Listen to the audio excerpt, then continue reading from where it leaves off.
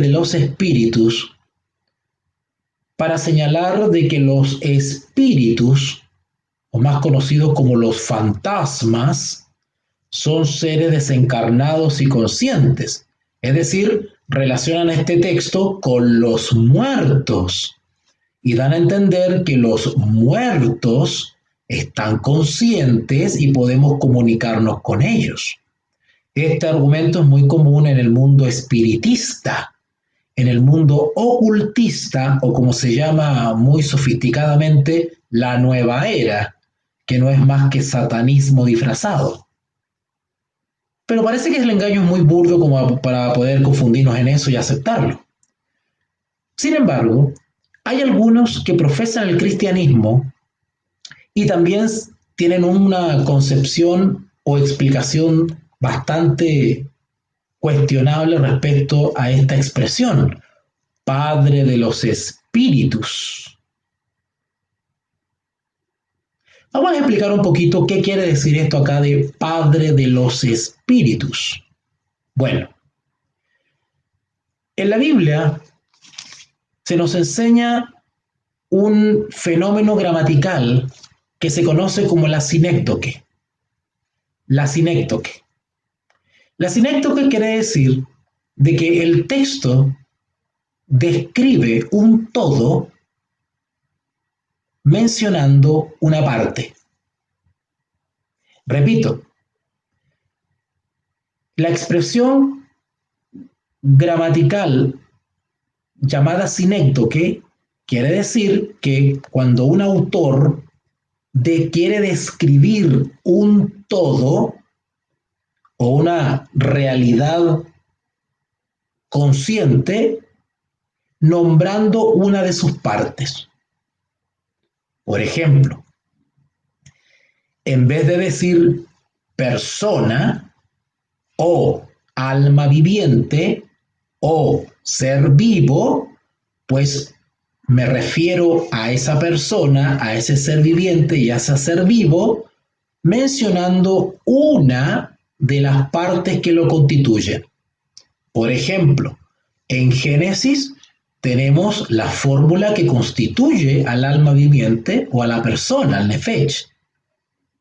Y dice que del polvo de la tierra se sopló espíritu de vida o aliento de vida. Y fue el hombre un ser viviente, un alma viviente. Por lo tanto, para que el ser humano sea un ser viviente, necesita no solamente del elemento físico, en este caso polvo de la tierra, y aliento de vida. Para que haya un ser viviente se necesitan estos dos elementos. Bueno, la escritura a veces toma uno de esos elementos para describir la totalidad, es decir, al ser viviente.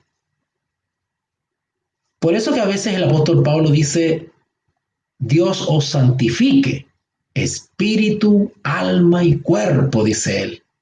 Él se preocupa de nombrar todas los ingredientes o todos los elementos. De igual manera, Hebreos 12:6, Hebreos 12:9 dice, por otra parte, tuvimos a nuestros padres terrenales y nos disciplinaban. Cuando dice padres terrenales, evidentemente está hablando a personas físicas, almas vivientes, personas. En este caso, nuestros padres que nos disciplinaron, nos enseñaron, nos guiaron, nos orientaron. Y los venerábamos, es decir, los respetábamos.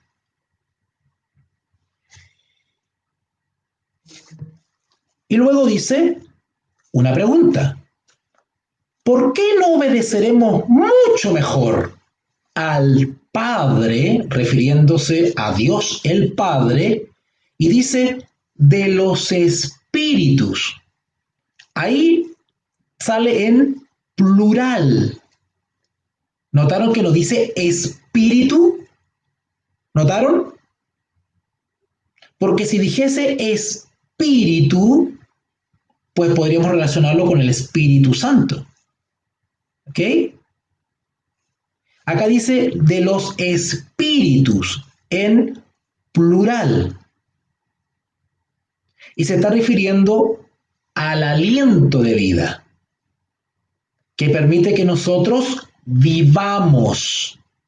Y evidentemente habla en plural porque se refiere a todos los integrantes de los habitantes de la tierra. ¿Por qué no obedeceremos mucho mejor al Padre de los Espíritus, es decir, al Padre dador de la vida, al Padre que da el aliento de vida o el hálito de vida o el ruaj? Y viviremos. Complementemos un poquito más este texto. Lucas 8:55. Lucas 8:55. Lucas 8:55. Wow, esta es una historia muy bonita, muy hermosa. Vamos a leer del versículo 49. Lucas capítulo 8, versículo 49. Estaba hablando aún, espero que todos lo hayan buscado para que lo leamos juntos. Lucas capítulo 8, vayan para allá. Lucas capítulo 8, versículo 49. Estaba hablando aún cuando vino uno de casa del principal de la sinagoga a decirle: tu hija ha muerto, no molestes más al maestro. Oyéndolo Jesús le respondió: no temas, cree solamente y serás salva. Entrando en la casa, no dejó entrar a nadie consigo, sino que a Pedro, a Jacobo, a Juan y al padre y a la madre de la niña. Y lloraban todos y hacían lamentación por ella. Pero él dijo: no llores, no está muerta, sino que duerme. Y se burlaban de él, sabiendo que estaba muerta. Mas él, tomándola de la mano, clamó diciendo: muchacha, levántate. Entonces su espíritu volvió e inmediatamente se levantó, y él la mandó que se le diese de comer, y sus padres estaban atónitos. Pero Jesús le mandó que a nadie dijesen lo que había sucedido. Comprobamos entonces en este texto que nuestro Padre Celestial le llamamos Padre, y no solamente Padre en el sentido familiar, filial, sino que también Dios. Porque este Dios, que también es Padre, es creador de todo, incluida la vida de todo ser viviente.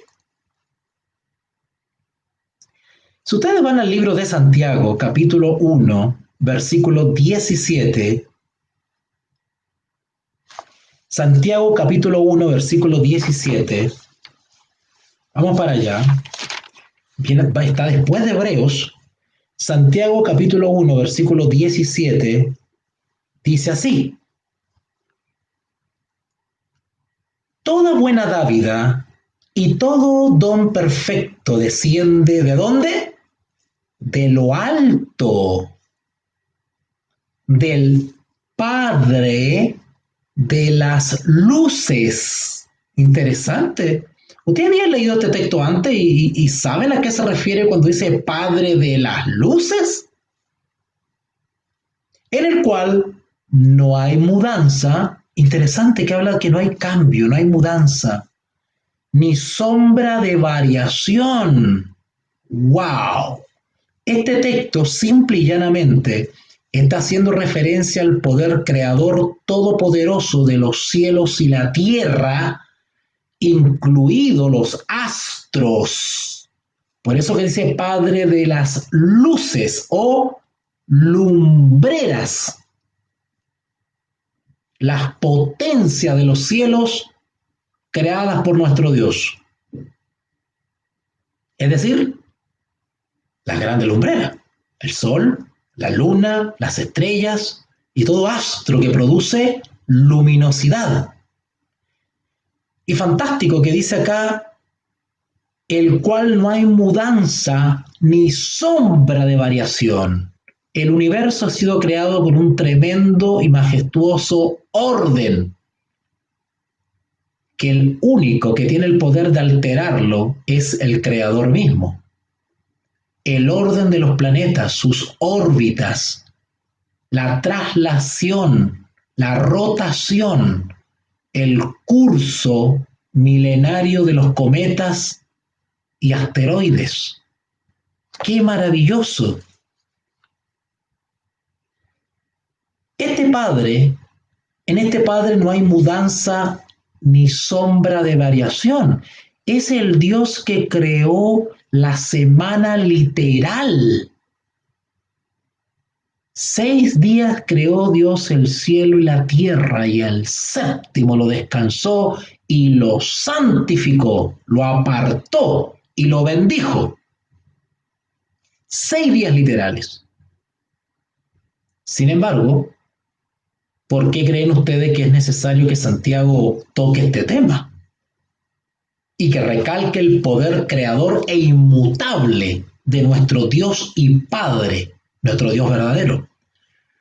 Porque el mundo, el príncipe de este mundo rebelde, curioso que se llamaba Lucifer, Lucero, curioso, él también instauraría su trono en esta tierra, que nosotros sabemos dónde está, en el Vaticano, que el trono del diablo en esta tierra es el trono papal, y que las profecías señalaban también que iba a cambiar los tiempos y la ley.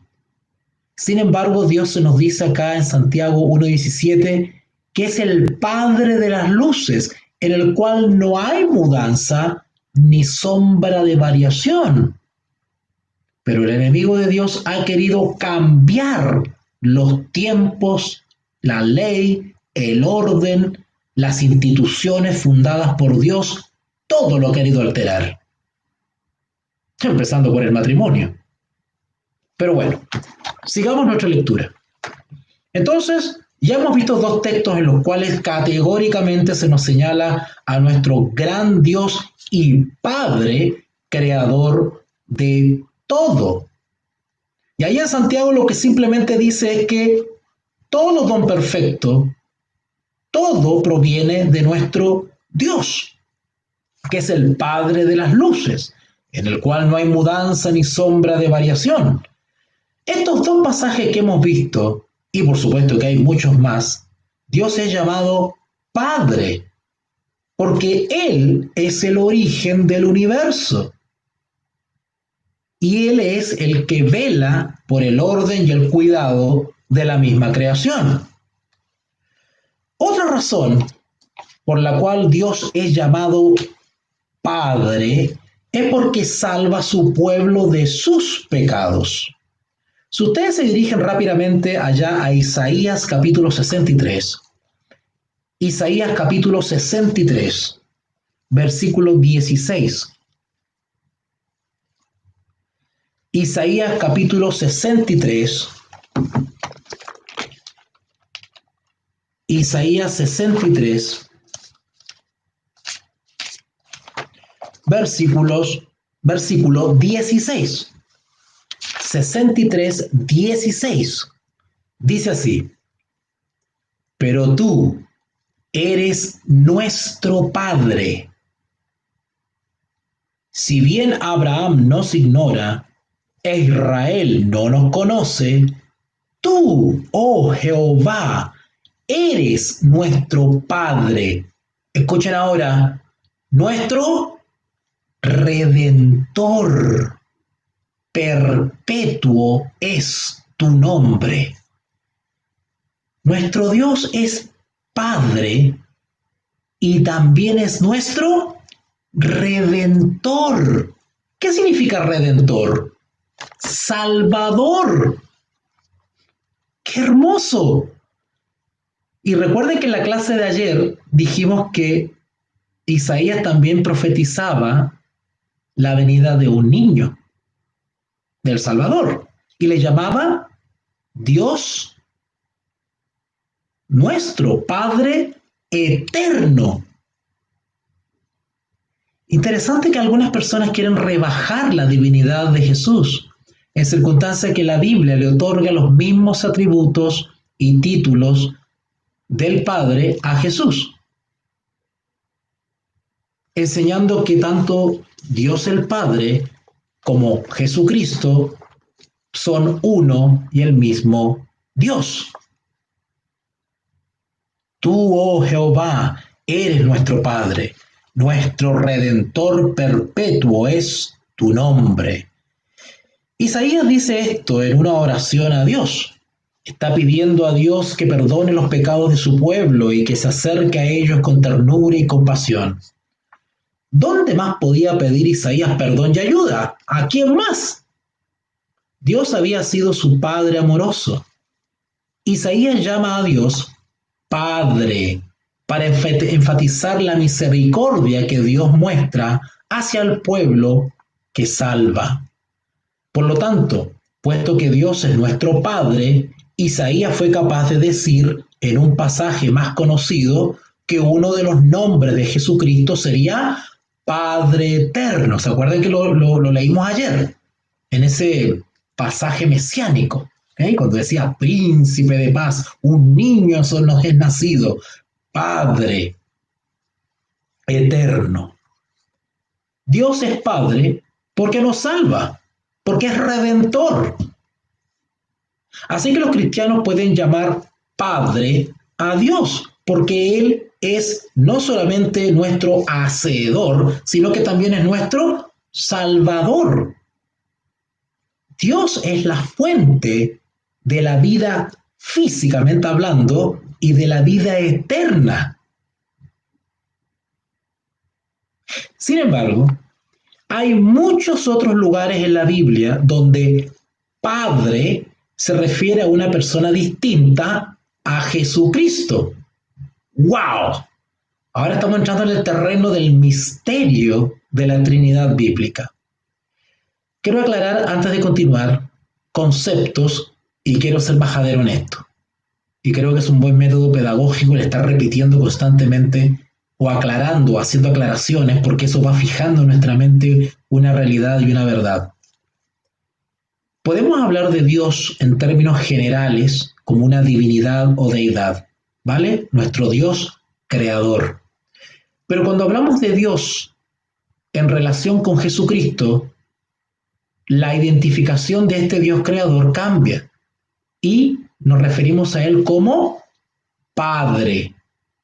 Porque al hablar de Padre, introducimos automáticamente o nos introducimos automáticamente ya no en la deidad en términos generales, sino que ahora empezamos a escudriñar de manera más particular.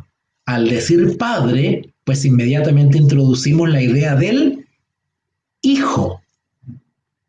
Y cuando hablamos del Hijo, innatamente introducimos la idea de la persona del Espíritu Santo. En otras palabras, nos adentramos al misterio de la pluralidad de este Dios único y verdadero. Es decir, su naturaleza trina, las tres personas de la deidad. Así que en la Biblia hay muchos lugares donde Padre ahora tenemos que entenderlo como alguien distinto al Hijo en el contexto de la Trinidad. ¿Ok? Por ejemplo, si ustedes van a Efesios capítulo 1, versículo 3, vayan para allá rápidamente. No recuerdo haber realizado un seminario sobre Efesios. Así que sería bueno que quizás, si ustedes quieren, podamos desarrollar un seminario sobre el libro de Efesios, que es maravilloso. No recuerdo si lo hemos desarrollado o no, pero bueno, ustedes me avisan. Creo que sí, creo que ya hicimos ese seminario. Bueno, si ustedes van a Efesios capítulo 1, versículo 3, Efesios capítulo 1, versículo 3, dice así: bendito sea el Dios, ¿notaron? Al decir Dios ya dijimos que hacemos referencia a Dios creador en términos generales, pero también especifica y Padre. ¿Notaron? De nuestro Señor Jesucristo. Si no nombrase al Hijo, pues tendría que decir solamente Dios, no hay para qué decir Padre. Pero como vamos a introducir al Hijo, pues el texto y la inspiración incluye no solamente Dios, sino que también Padre, de nuestro Señor Jesucristo. Esto enseña que hay una persona distinta a Jesucristo, quien es su Padre Celestial. El texto nos muestra y nos revela a estas dos personas, a Dios el Padre y a Jesucristo. Son dos personas distintas. ¿Ok? Ese Padre habló en el día que Jesús fue bautizado por Juan el Bautista. Mientras Jesús estaba siendo bautizado, se oyó una voz del cielo que decía: este es mi Hijo amado, en quien tengo complacencia. Esta voz celestial habló de nuevo a Jesús cuando estaba en la transfiguración, en la montaña, ¿recuerdan? Mientras Jesús estaba en la montaña con Moisés y Elías, la voz dijo: este es mi Hijo amado, en quien tengo complacencia, a él oíd. Esa es una segunda vez en que se escucha esa voz del cielo distinta al Hijo. ¿Ok?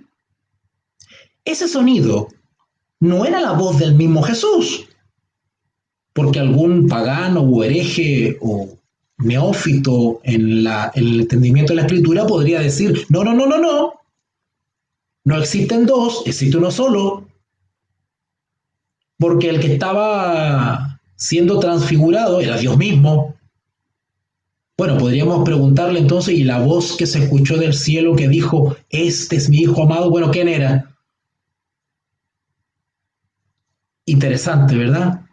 Bueno, el lenguaje escritural inspirado por Dios no deja lugar a dudas. Estamos hablando de dos personas distintas. El sonido no era la voz del mismo Jesús, el que habló del cielo, sino la voz del Padre Celestial, quien es distinto a Jesús. La Biblia deja claro entonces que el Padre y Jesucristo, el Hijo, son diferentes personas divinas. Cuando el Señor Jesucristo hablaba, especialmente en el Evangelio de Juan, repetidas ocasiones explicaba su relación con el Padre y mostraba que el Padre era una persona divina diferente a él mismo. Una de tales ocasiones fue su oración a su Padre, ahí en San Juan, capítulo 17. Vayan para allá, por favor. Hagan el descomunal esfuerzo de ir a el Evangelio según San Juan, capítulo 17, versículo 5. San Juan, capítulo 17, versículo 5. Jesús oró: ahora pues, Padre, glorifícame tú al lado tuyo, con aquella gloria que tuve contigo antes que el mundo fuese. Impresionante este versículo, impresionante. Al hacer esta petición a su Padre, Jesús demostró la verdad de que Él es distinto al Padre. No obstante, en el principio ambos poseían la misma gloria divina. Cuando se hizo hombre, Jesús puso a un lado su gloria celestial por un tiempo, pero disfrutaba con anticipación el día cuando la recibiría de nuevo, y él y su Padre compartirían la misma gloria celestial. Originalmente poseían la misma gloria, sin embargo eran distintos, o sea, dos personas. Otra ocasión cuando Jesús mostró que él y su Padre eran distintos fue cuando descubrió a los que se le oponían. Muchos de los contemporáneos de Jesús no le siguieron porque no comprendieron quién era Jesús. Aunque vieron los milagros realizados por Jesús, no percibieron que estaban siendo testigos de las obras de Dios. Como resultado, se opusieron a Jesús y a las declaraciones que hizo acerca de sí mismo. Pero no se oponían solo a Jesús. Inadvertidamente también se opusieron a su Padre. Jesús dijo, y ustedes pueden leerlo ahí en San Juan capítulo 15, vayan para allá, hagamos el ejercicio. San Juan capítulo 15, versículos 23 y 24. San Juan capítulo 15, versículos 23 y 24. Dice así,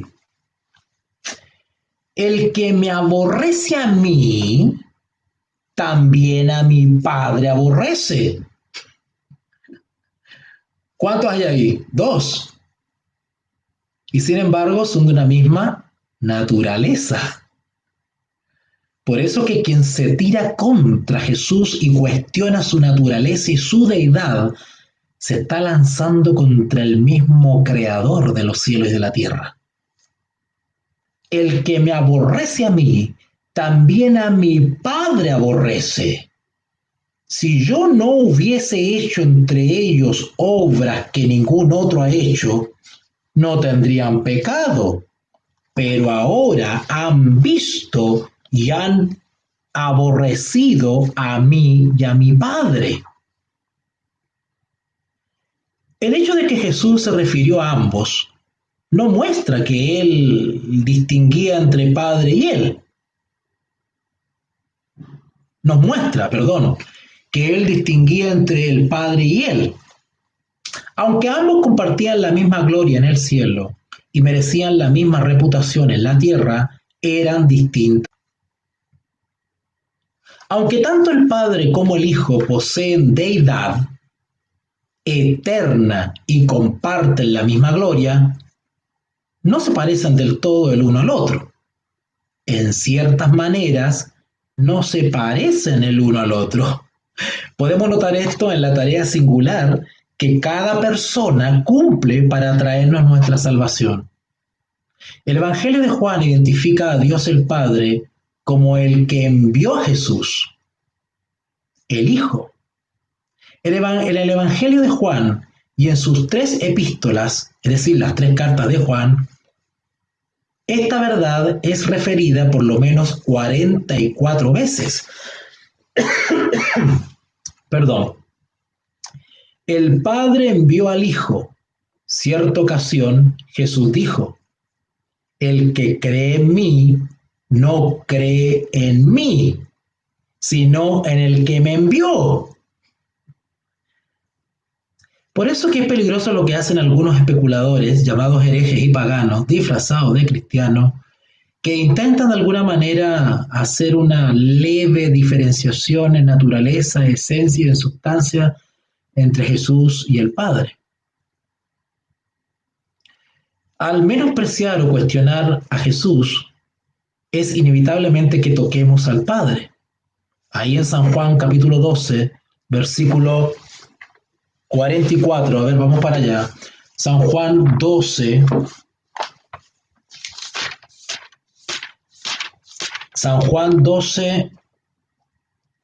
versículo 44.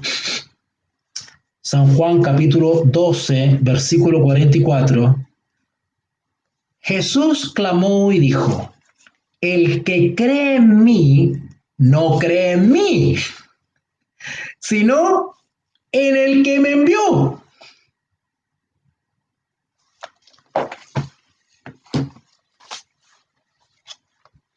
Esta verdad también está presente en Juan 3:16. Lo leímos ayer. Porque de tal manera amó Dios al mundo, que ha dado a su Hijo unigénito, para que todo aquel en que en él crea, en Jesús, no se pierda, mas tenga vida eterna. Esto se condice con el texto de Isaías que leíamos al principio, que Dios Padre también es llamado Redentor. Por eso que Jesús dice, el que cree en mí no cree en mí, sino en el que me envió. Porque son la misma naturaleza divina. Al dar a su Hijo, el Padre le envió al mundo. Al dar a su Hijo, el Padre entregó un tremendo don al mundo. Juan también enseña ahí en Primera de Juan, capítulo 4, versículo 14. Primera de Juan, capítulo 4, versículo 14. Y nosotros hemos visto y testificamos que el Padre ha enviado al Hijo, el Salvador del mundo. ¡Wow! El mismo Espíritu Santo, inspirando a Juan, escribe que el Hijo de Dios es el Salvador del mundo. Y sin embargo, al Padre también se le llama el Redentor. Parte de la identidad del Padre es de que Él es quien envió al Hijo. Por eso se le llama Padre, porque envió al Hijo. Podemos entender la importancia singular que tiene Jesús para aquellos que desean conocer a Dios, porque Jesús es aquel a quien envió el Padre para ser el Salvador. Él es de importancia vital y singular, al menos de las siguientes maneras. Primero, puesto que el Padre envió al Hijo, el Hijo es el mensajero del Padre para nosotros. En su oración al Padre, Jesús dijo que Él reveló el nombre del Padre a sus discípulos. Eso pueden encontrarlo allá en San Juan, capítulo 17. San Juan, capítulo 17, versículo 6. San Juan, capítulo 17, versículo 6. He manifestado tu nombre a los hombres que del mundo me diste. Tuyos eran y me los diste y han guardado tu palabra. Y más adelantito, en el versículo 26, dice, y les he dado a conocer tu nombre y lo daré a conocer aún, para que el amor con que me has amado esté en ellos y yo en ellos. Jesús dio a conocer a su Padre cuando se hizo carne y habitó en la tierra. Si ustedes van a Efesios capítulo 1, versículo 9, Efesios capítulo 1, versículo 9, Efesios 1:9 dice, dándonos a conocer el misterio de su voluntad según su beneplácito, el cual se había propuesto en sí mismo.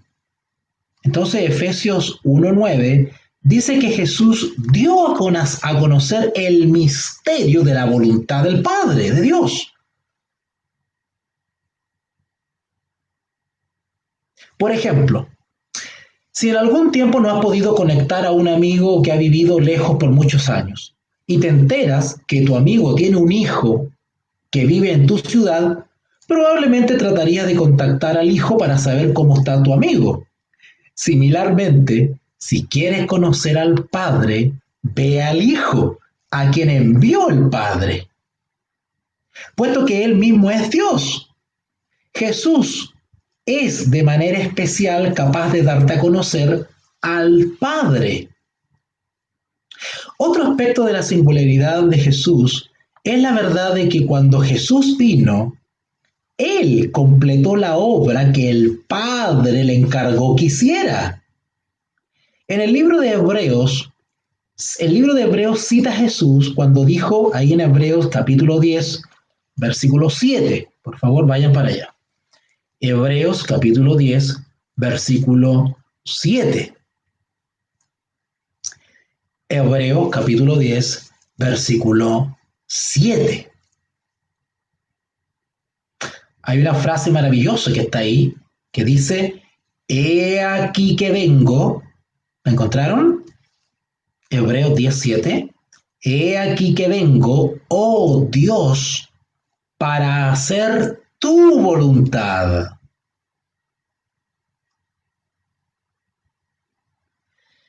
En Hechos de los Apóstoles, capítulo 4, versículo 28, vamos para allá. Hechos 4, 28.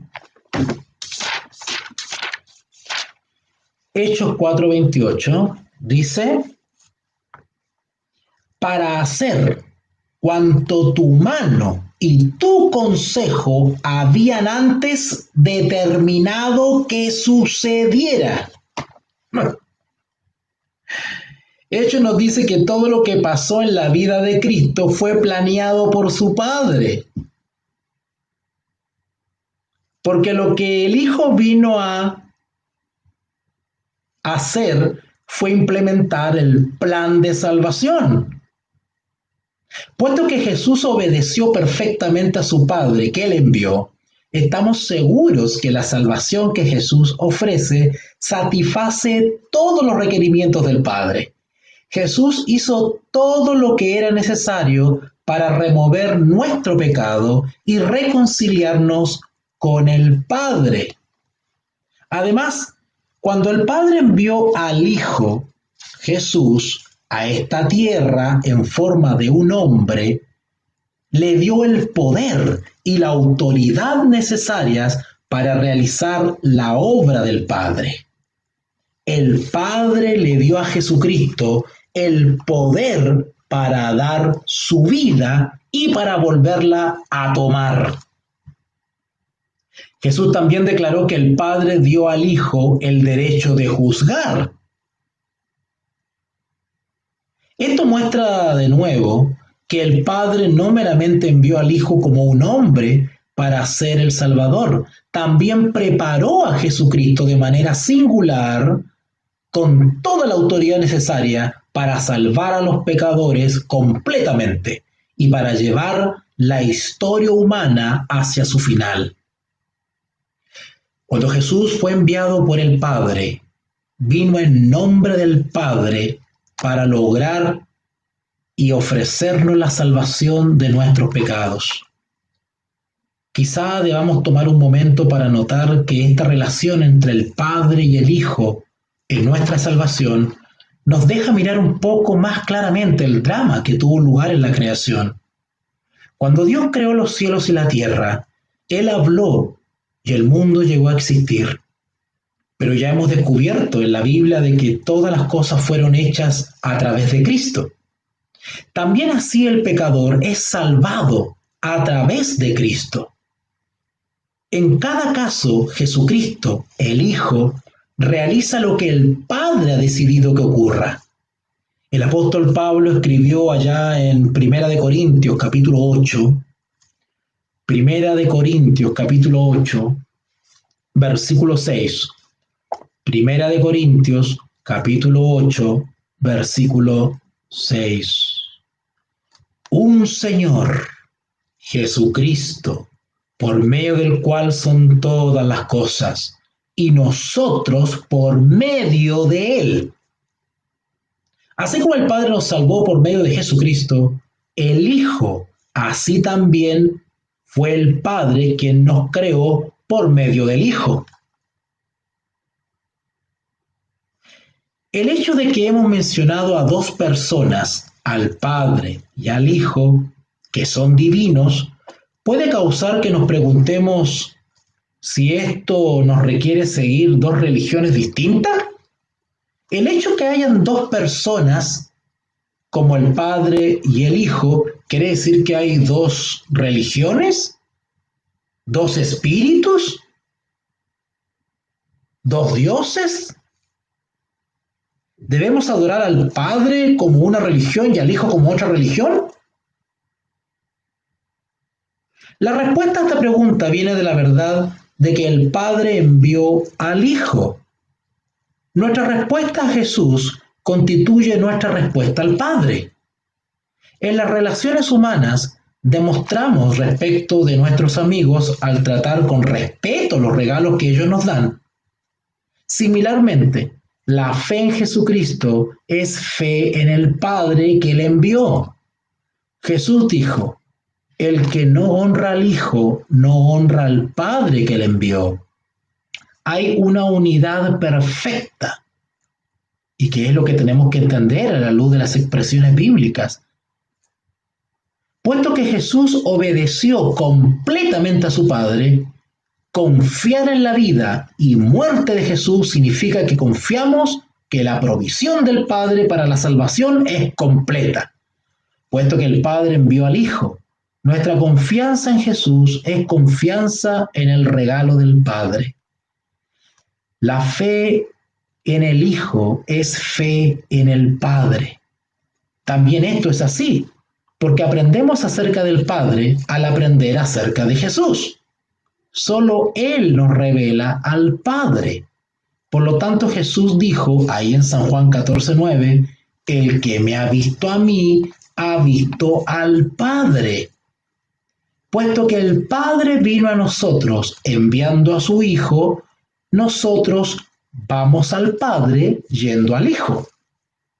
Como dijo Jesús allá en San Juan 14:6, yo soy el camino, la verdad y la vida. Nadie viene al Padre sino por mí. Qué hermosa enseñanza de unidad, de amor y de plena concordancia. Dios permita que podamos haber comprendido claramente este mensaje. Vamos a hacer ahora un pequeño descanso, una pequeña pausa de 20 minutos. Vamos a hacer una pequeña pausa de 20 minutos y vamos a retomar con esta hermosa enseñanza respecto a la Trinidad bíblica. Y esta vez hablaremos sobre la tercera persona de la Trinidad, el Espíritu Santo. Así que en 20 minutos más, Dios mediante, nos reencontraremos otra vez. Oremos. Seminario Teológico DFI. ¿Necesitas asesoría, orientación y apoyo? Seminario Teológico DFI. Charlas y cursos, conferencias magistrales, seminarios y clases, viajes misioneros. Infórmate a través de nuestra página web